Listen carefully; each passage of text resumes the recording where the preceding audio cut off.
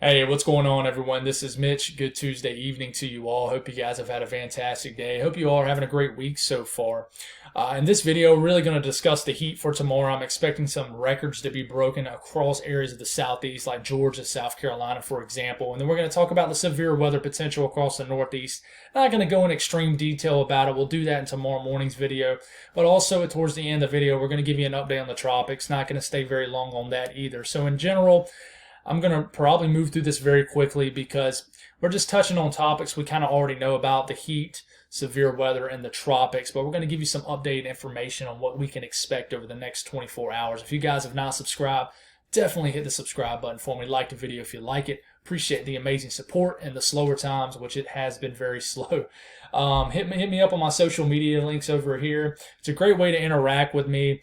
If you want to shoot me a message, you got something you want to talk about, you got a prayer request, and you want to just message me about it, unspoken, whatever you want to do, hit me up on Facebook, hit me up in the DMs there, and I'll definitely be there for you. I'm trying to think of everything else. I'm working on setting up a P.O. box. I know I've been saying a lot of things and I haven't really put it into action here, but P.O. box is a goal here in the next 2 weeks. So it's going to be a way that if you don't feel comfortable giving through apps and things like that, like PayPal, Cash App, things like that, or if you just want to send me a letter, you want to give me some suggestions, you want to just talk about something, and you're just old school and want to send me a letter, I'm down with it. Hit me up, and I'll definitely going to link the P.O. box as soon as I have it. So I'm going to go up to the post office here in the next several days for sure. So if you guys got anything I can pray about, please put it in the comments below. It gives me an opportunity to pray over it, and it gives others an opportunity to do so too. So let's look at the satellite visibility here. You can really take a look at what's going on here. Storms beginning to erupt across portions of Kansas, northwest Missouri, Iowa, even sneaking into southern areas of Wisconsin as this cold front begins to slowly sag east or southeast in general. This ridge has flexed all the way into southeast and central, then southeast Canada, and will continue to flatten out. Therefore, the heat will lessen in this part of the country right here, areas of the Ohio Valley and the Midwest. Areas of the Ohio Valley don't even have a cloud in the sky, like Illinois, Indiana, Ohio. It's pretty incredible. Not one freaking cloud in the sky. It's really impressive. So I hope you're enjoying those blue skies for sure. But you notice a big time moist flow shooting across areas of the Northeast, where you have a bunch of lingering moisture, a lot of rain shooting through New York City, Long Island this evening for sure. Now, it's a pretty crazy jet setup where it's basically going over this area along the cold front, and then it quickly shoots back south very quickly, a north to south orientation with it. So, there is going to be some big time forcing in this area that's going to promote some severe storms in this area of the country. I'm expecting probably a line of multi-cluster cells of storms to develop, and it could produce what we've been talking about in the last 7 to 8 days. What we call a mesoscale convective system could shoot through and run through the mid-Atlantic tomorrow night and so forth, and we have to watch it for areas further south in the mid-Atlantic and southeast. But interesting pattern set up here. We look at the watches and warnings. You got a heat advisory for this portion of the country, but this will get dropped here within the next 12 hours as the cold front pushes through, some more stable air moves through and knocks out the humidity, and some more comfortable conditions flood this area of the country as this ridge flattens out. But, you do have heat advisories in certain areas where you have more moist air. You notice the heat advisories really come up when you have more, or basically higher humidity. If you don't have a whole lot of humidity, a lot of times you don't see heat advisories, but that doesn't necessarily mean that's what you need for a heat advisory. You normally look at heat indices when it comes to those advisories regarding heat. So in general, that's why you're not really seeing it across the southeast. Even with the record warmth expected tomorrow, there's going to be a pocket of dry air in the southeast where it's probably going to be the most hottest that might save us, even though it'll be 103, 104 degrees outside potentially. It might save us from feeling absolutely awful tomorrow. And here it is, temperatures from the HRRR model for high temperatures tomorrow. I mean, look at this. 104 degrees in Columbia, maybe hitting 100 in Charlotte, maybe 104 in Augusta, maybe 100 in Atlanta. But look at this pocket of very hot air. I mean, it's pretty warm in Nashville, saying 100 degrees from the HRRR model. This might be overdone, but, I don't think it is. I think it has the potential to be very hot tomorrow. It really does, guys. I mean, widespread heat as this ridge is just right over this area, and all this entire area of the Deep South is under the influence of this ridge with the sinking air. It is definitely promoting a very hot atmosphere. But check this out. Even though you're seeing these awfully hot temperatures tomorrow across this large portion of the south, if you turn around and you look at dew points, look at this. And I know this doesn't mean a whole lot to a lot of people, but you got odd, weird pockets of more moist air up here riding around, and basically wherever you are closest to the jet, where you have more moisture and more lift allowing for these storms to develop, you have more surface moisture. Dew points in the 60s and 70s along this boundary up here where you got the cold front rushing in, but you still have the ridge right in here with the jet and the cold front kind of sagging southeast, if you will. But right under the influence of this ridge of high pressure, and it's not centered over the southeast, but you still have this nice flow. You just have this area of trapped dry air, even all the way to the surface. So what I'm saying is, you have temperatures and over 100 degrees across this portion of the country tomorrow, but you have dew points in the 40s and 50s. So there was going to be no humidity with this, which in general, there's going to be some areas where it'll be 105 degrees maybe, but there is no heat index. It just feels like 104, 105 degrees. Kind of like when they talk about dry heat in the desert Southwest, where it's 110 degrees, but it only feels like 100 because you have such incredibly dry air. Now, this isn't desert dry air like single-digit dew points, but there is not going to really be any humidity across Georgia, the Carolinas tomorrow, where you're going to probably have the most intense heat. So that's one good thing to look at, because last week you had these insanely hot temperatures, but you had dew points in the 70s. So that's why you had these excessive heat warnings, these heat advisories. It was awful heat. So, think of this. This actually gives you like your HVAC unit a break. It's really that high humidity that really makes your air conditioner run until the cows come home during the day in the summer. So the heat will hit hard tomorrow, but it's not going to hit the same as last week, is what I'm trying to say.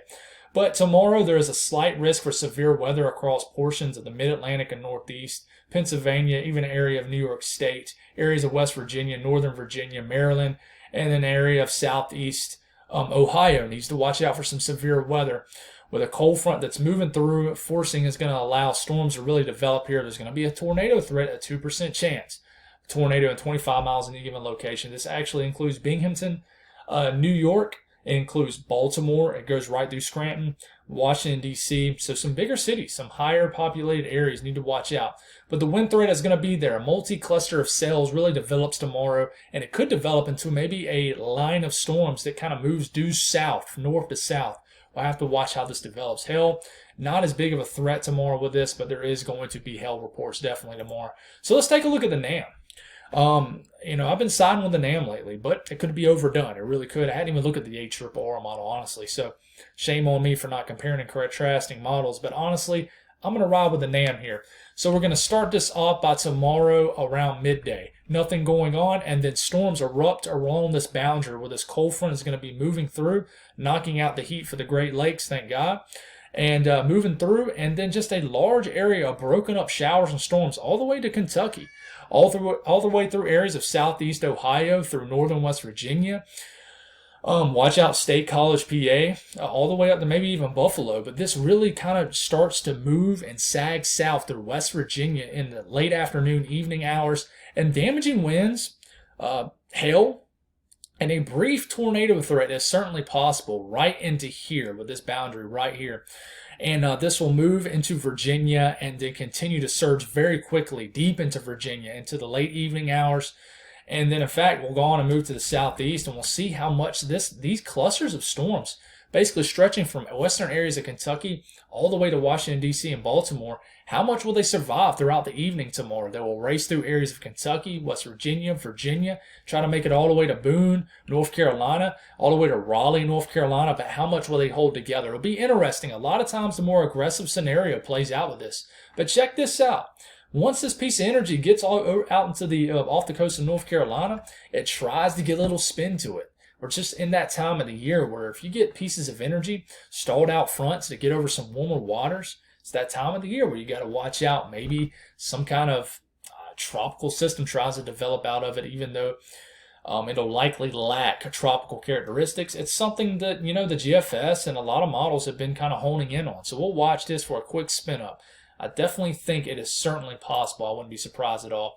So if we look at the tropical Atlantic, we'll briefly give you an update out here. This is a big tropical wave starting to come off the coast of North Africa. We'll watch this over the next 7 days as it tries to get into the Eastern Caribbean. It's not really going to probably strengthen in this time frame. You just got a lot of factors that limit strengthening this time of the year in the MDR, which is the main development region. But this is an area we watch, and then we might watch another piece of energy behind it that, I mean, is really pointless to talk about because, you know, even the first one hasn't really entered and been sampled out in the Atlantic yet. So we'll have to watch this. But in general, over the next, I don't know, getting into the weekend to early next week, about 7 days out, this is when it starts to enter areas of the western tropical Atlantic. It starts to have a chance to sneak into the Eastern Caribbean, which is this area right here. It's saying, hey, 60 to 70, maybe 75, 80% chance of a tropical depression developing. This is the European EPS ensemble trying to say, hey, there could be some noise in here. There's also a little signal been showing up here in the northern Gulf of Mexico with some homegrown activity that could develop. We'll continue to watch that too. But this will move through. The chances actually increase as you get about 8 to 9 days out. Pretty high chances, almost 90% chance of a depression to forming. And then another wave behind it. You watch this too, but there's not a whole lot to talk about with this. Not a whole lot to talk about with this at all. Really, you know, the big tropics fans is, you know, what I'm saying is people, you know, weather fans that really enjoy talking about the tropics, and I'm one of them. I talk about all areas of weather, but the tropics and winter weather are certainly my two favorite. Are really talking about this because this is kind of it's not super rare, but it's kind of uncommon.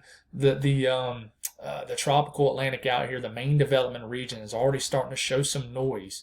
So it's something to worry about. Is it a trend as we get deeper into July and August? It's hard to say.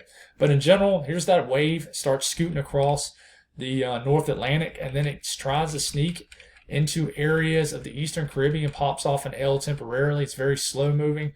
And here it is. It starts to gather some strength. Normally you have something called the Tut right into here that kind of distributes a lot of shear and even some dry air aloft. It really rips apart any systems this time of the year, especially this time of the year. But even the Tut lags later in the hurricane season.